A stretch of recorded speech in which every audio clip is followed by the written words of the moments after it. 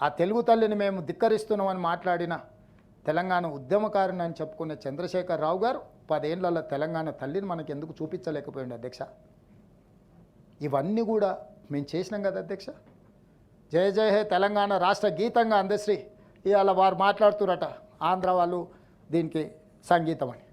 ఈ బాధ్యత అందశ్రీ గారికి ఇచ్చిన. ఆయన ఏ కళాకారులతో కవులతో పాడించినో మేము చూడలే. ఎవరైతే అందశ్రీ తెలంగాణ తలమానికం ఉన్నారో వారికి ఆ బాధ్యత అప్పచెప్పినాం.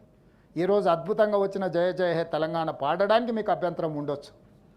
మీరు ఆంధ్ర గురించి మాట్లాడాల్సి వస్తే యాదగిరిగుట్ట యాదాద్రి ఎట్లయింది, దానికి స్థపతి కింద ఆనంద్ సాయి ఎక్కడి నుంచి వచ్చిండు, దాని ఆగమశాస్త్ర సలహాదారుడు చిన్నజీర స్వామి గారు ఏ ప్రాంతం నుంచి వలస వచ్చిండు, ఏమైనా తెలంగాణ సంస్కృతికి సాంప్రదాయాలకు వీళ్ళకి ఏమైనా సంబంధం ఉందా అధ్యక్ష? ప్రగతి భవన్ పేరు మీద తెలంగాణ పరిపాలనా భవన్ని హైదరాబాదు నడిగడ్డన కడితే ముఖ్యమంత్రి కుర్చీలో చిన్నజీర స్వామిని కూర్చోబెట్టి సాష్టాంగ నమస్కారం చేసి బోర్ల బొక్కలు పండుకొని తెలంగాణ ఆత్మగౌరవాన్ని చిన్నజీర స్వామి కాళ్ళ దగ్గర తాకట్టు పెట్టిన నీకు సిగ్గు ఉండాలి ప్రతిపక్ష నాయకుడిగా ఉండడానికి అని ప్రజలు అడిగితే ఏం సమాధానం చెప్తావని నేను అడుగుతున్నా అధ్యక్ష.